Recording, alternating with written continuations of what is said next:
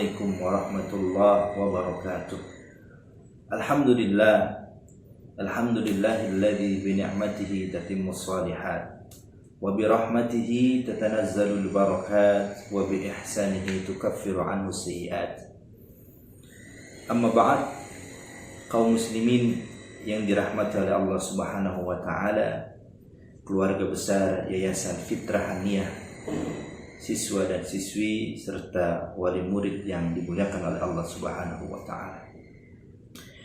Kita bersyukur kepada Allah Subhanahu wa taala bahwasanya Allah Subhanahu wa taala menyampaikan kita pada satu waktu atau satu bulan yang sangat mulia ini, yaitu bulan suci Ramadan.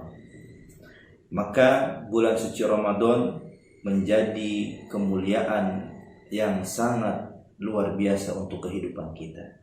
Bulan suci Ramadan menjadi satu bulan yang penuh kebaikan yang mana Allah berikan untuk kita sebagai hamba-Nya. Dan bulan Ramadan juga yang kita tunggu-tunggu, yang sebelum kedatangannya kita selalu memohon kepada Allah, berdoa kepada Allah agar disampaikan kepada bulan Ramadan. Allahumma barik lana fi Rajab wa Sya'ban wa ballighna Ramadan. Kita berdoa kepada Allah dari bulan Rajab, bulan Sya'ban, agar Allah Subhanahu wa taala sampaikan kita kepada bulan suci Ramadan. Alhamdulillah, pada kesempatan kali ini Allah menyampaikan kita pada bulan yang sangat mulia. Maka hal ini harus kita syukuri agar Allah Subhanahu wa taala sampaikan kita ke bulan suci Ramadan di tahun berikutnya. Amin ya rabbal alamin. Salawat teriring salam, marilah selalu kita junjungkan kepada baginda Nabi Muhammad sallallahu alaihi wasallam, kepada para keluarga, sahabat, tabi'ut tabi'in, serta kita sebagai umatnya di yaumil akhir nanti berharap mendapatkan syafaatul udma dari junjungan Nabi Muhammad sallallahu alaihi wasallam. Kaum muslimin yang dirahmati oleh Allah Subhanahu wa taala, Islam memberikan perhatian khusus kepada kedua orang tua kita. Terlebih Allah Subhanahu wa taala mengatakan di dalam Al-Qur'an, A'udzu billahi minasyaitonir rajim. Bismillahirrahmanirrahim. Wa qada rabbuka alla ta'budu illa iyyah wa bil walidaini ihsana imma yablughanna 'indakal kibar ahaduhuma aw kilahuma fala taqul lahumu uff wa la tanharhuma wa qul lahumu qawlan karima.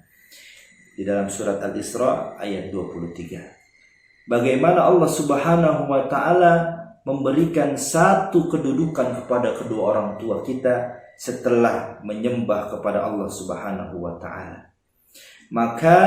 Makanatul walidain tud'a ba'dal imani billah. Derajat orang tua diletakkan setelah keimanan kepada Allah Subhanahu wa taala. Limada? Kenapa? Karena orang tua sebagai kunci kebahagiaan di dalam kehidupan kita. Orang tua sebagai sumber kehidupan kita, di mana Allah Subhanahu wa taala pun menyandingkan ridhonya dengan ridho kedua orang tua kita. Dalam satu hadis Nabi Muhammad sallallahu alaihi wasallam, ridallah fi ridal walidain wa sukhtullah fi sukhtil walidain. Ridha Allah Subhanahu wa taala tergantung bagaimana ridhonya kedua orang tua kita terhadap kita. Kemudian murkanya Allah juga tergantung bagaimana dengan murkanya kedua orang tua kita terhadap kita. Maka saudaraku yang dirahmati oleh Allah Subhanahu wa taala, keluarga besar Yayasan Fitrah Haniyah yang dimuliakan oleh Allah Subhanahu wa taala, bagaimana agar kebahagiaan itu ada di dalam diri kita? Apa yang harus kita lakukan agar kita mendapatkan sumber kebahagiaan di dalam kehidupan kita, yaitu dari orang tua kita? Kalau saya pernah baca satu buku, ada bab atau judul yang bertemakan tentang ada surga di rumahmu. Di dalam bab itu menerangkan tentang bagaimana orang tua kita di rumah kita. Artinya surga itu benar ada di rumah kita. Siapa? yaitu orang tua kita. Ya. Satu hadis Nabi, al-jannatu tahtal aqdamil ummahat, bahwasanya surga ada di bawah telapak kaki ibu. Subhanallah. Maka apa yang harus kita lakukan? Kewajiban apa yang mesti kita lakukan kepada kedua orang tua kita? Yang pertama adalah al-ihsan ilal walidain wa birrihima. Berbuat baik kepada kedua orang tua kita. Berbakti kepada kedua orang tua kita. Mempergauli kedua orang tua kita dengan sebaik-baiknya perbuatan, dengan sebaik-baiknya perlakuan. Subhanallah. Maka di kesempatan Ramadan yang sangat mulia ini, bagaimana kebaikan Allah lipat gandakan. Satu kebaikan Allah lipat gandakan. Pekerjaan yang sunnah Allah berikan pahala setara dengan pahala perbuatan yang wajib. Subhanallah. Maka ada satu kisah, ada seorang anak masih duduk di salah satu sekolahan. Satu hari ketika ia ingin berangkat sekolah di pagi hari, sebelum ia berangkat ia menyantap sarapan. Kemudian tidak lama datang seorang temannya. Assalamualaikum. Ayo akhi, kita segera untuk berangkat menuju sekolahan kita, karena sebentar lagi waktu sekolah sudah hampir tiba, sudah jam masuk waktu sekolah.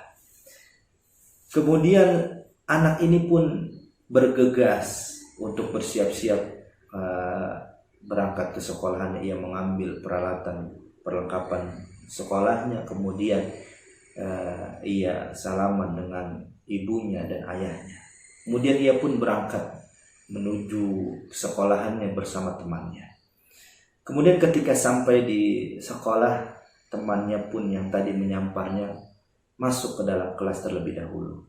Kemudian ketika di dalam kelas, temannya mencari si anak yang tadi disamparnya. Kemana ia pergi? Kok tidak kelihatan di kelas? Kemudian tiba sang anak ini pun masuk ke dalam kelas dengan keadaan yang sudah terlambat. Kemudian ditanyakan oleh seorang guru, "Kenapa kamu terlambat, wahai anakku? Apakah ada buku kamu yang tertinggal?" "Tidak." "Apakah uang sakumu, uang jajanmu tertinggal?" "Tidak juga." "Kenapa kamu bisa terlambat?" Apa jawaban sang anak ini? Sebuah kalimat yang sederhana. "Aku hanya tidak ingin bekas sarapanku atau bekas piring yang aku pakai untuk sarapan dicuci oleh ibuku." Subhanallah. Ia tidak ingin bekas sarapannya atau bekas makannya dicuci oleh ibunya. Ia tidak rela. Subhanallah. Perbuatan yang sangat sederhana ini, dan mungkin kita anggap sepele, hanya dengan menyuci piring. Tapi ia tidak rela kalau sampai orang tuanya, ibunya yang mencuci piringnya langsung. Subhanallah. Mudah-mudahan hal ini bisa dipraktekkan oleh para siswa dan siswi SD, SMK atau SMP Fitrahania. Subhanallah. Mudah-mudahan kebaikan yang kita lakukan menjadi salah satu bukti bakti kita kepada kedua orang tua kita. Kemudian yang selanjutnya adalah ta'atul walidain. Poin yang kedua yang harus kita lakukan adalah taat kepada kedua orang tua kita. Bagaimana kita taatnya? Fa'idha amara al-walid waladahu bi amrin mu'ayyin masyru'un wajaba alaihi al-mubadara fawran ila dhalika min ghairi tamahulin aw intizar.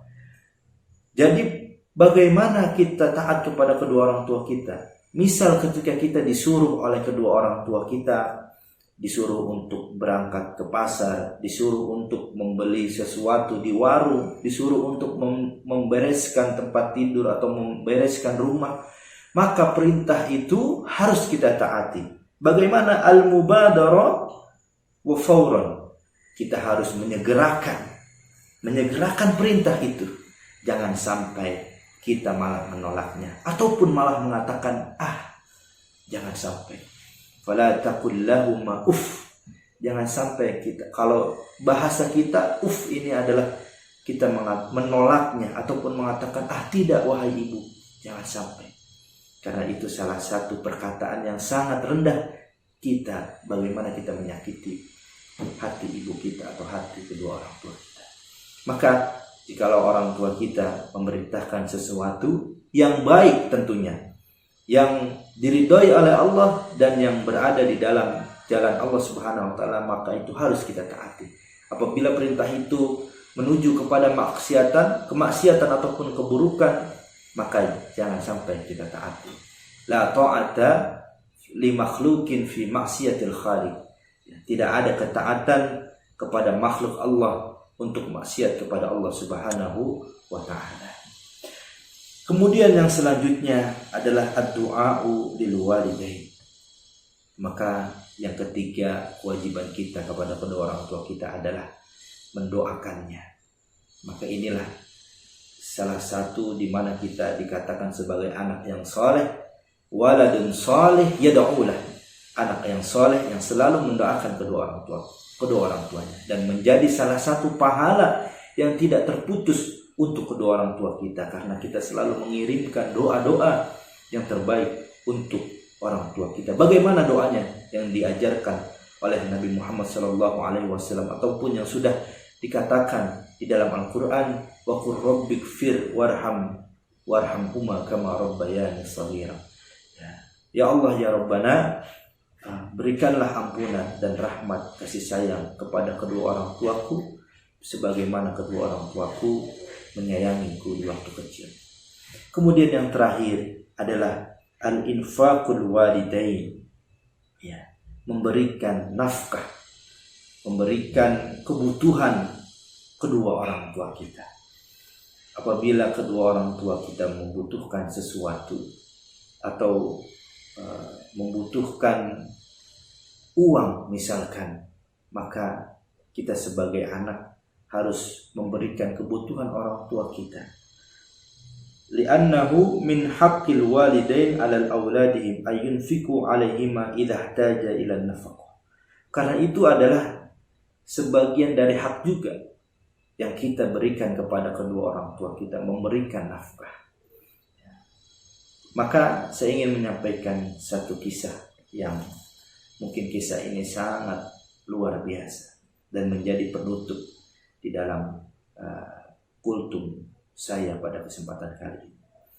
Ada seorang ustadz muda, dikisahkan ya, seorang ustadz muda mengajar di satu madrasah, ya, mempunyai orang tua, ibu dan adiknya. Kemudian ketika itu sang ustadz ingin mempunyai sebuah handphone baru, ingin mempunyai sebuah HP baru, yang mana memang handphone sangat ia butuhkan untuk berkomunikasi dengan yang lainnya. Maka ia berusaha untuk mengumpulkan gajinya selama ia mengajar berbulan-bulan sampai terkumpul jumlah 1 juta. Ketika jumlah 1 juta ini sudah terkumpul, maka ia belikan handphone barunya. Ia berangkat ke sebuah kantor, kemudian ia belikan handphone. Kemudian ia mendapatkan handphonenya dengan harga 1 juta. Ia merasakan kesenangan yang sangat luar biasa. Sang ustadz ini pun senang ketika di rumah selalu menyalakan alarmnya. Ketika di rumah selalu memegang handphonenya, dibawa handphonenya kemanapun ia pergi. Ya, satu hari ia dipanggil oleh sang ibunda. Wahai anakku, kemarilah. Ada apa wahai ibu? Ada apa wahai umi? Esok adikmu masuk ke dalam sekolah SMA. Esok adikmu akan masuk ke sekolah SMA. Ada beberapa kebutuhan yang ibu sangat butuhkan untuk keperluan adikmu, yaitu beberapa biaya untuk masuk ke dalam SMA tersebut. Kemudian sang anak ini hanya bisa menunduk sambil mengatakan, sambil bertanya, berapa biaya yang ibu butuhkan untuk adikku masuk ke dalam SMA? Sekitar 750.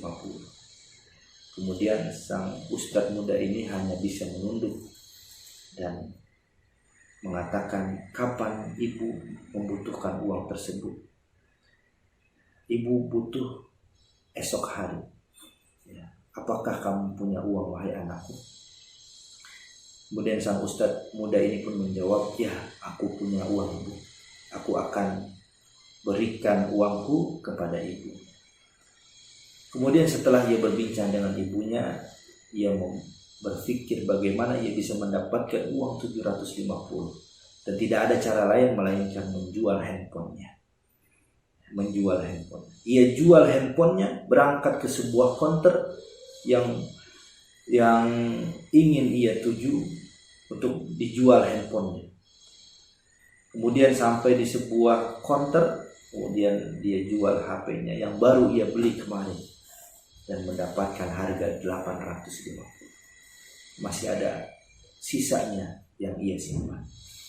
Kemudian keesokan harinya ia berikan uang tersebut singkat cerita, ia berikan uang tersebut kepada ibundanya. Wahai ibu, inilah uangnya yang ibu butuhkan untuk keperluan adik.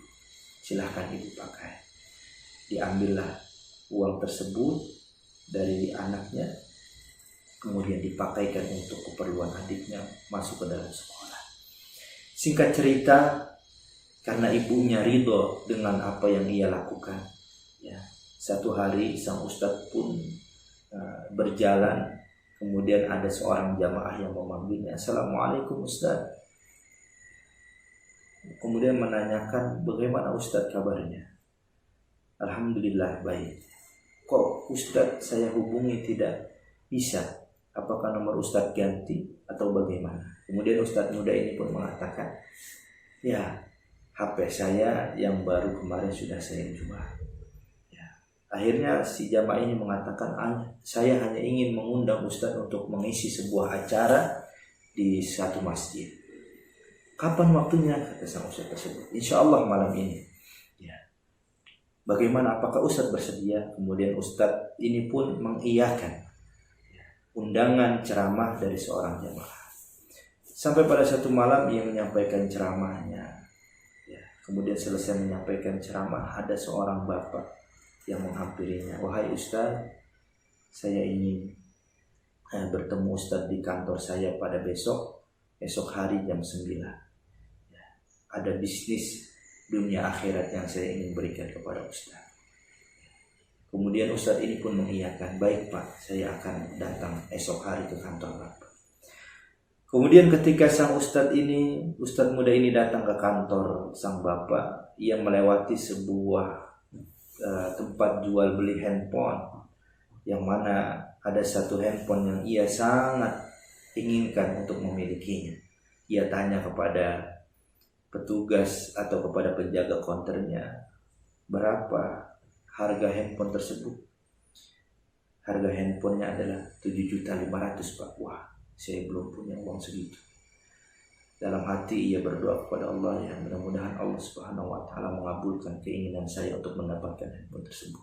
Tidak lama kemudian sang bapak yang tadi malam bertemu dan menyuruh untuk datang ke kantornya menghampiri ustadz tersebut, bertemu di sebuah konter HP. Ya, kemudian sambil menyapa, Ustaz, lagi ngapain di sini? Kemudian Ustaz ini pun menjawab, saya lagi melihat-lihat sebuah handphone. Ayo Ustaz, saya tunggu di kantor saya. Kemudian sang bapak ini pun berangkat terlebih dahulu.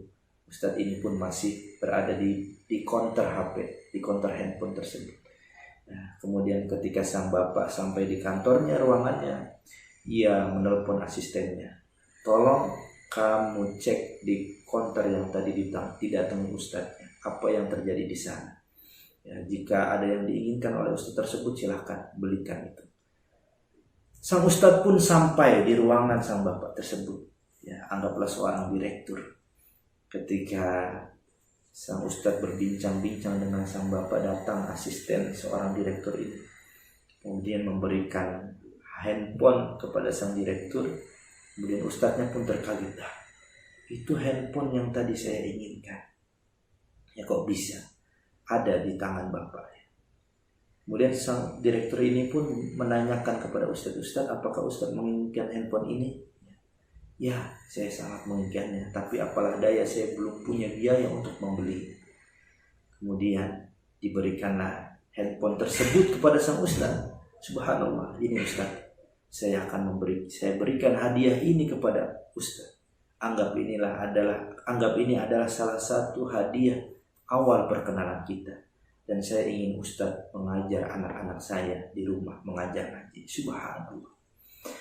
Bagaimana keridhaan orang tua ya yang dilakukan oleh sang Ustadz tersebut.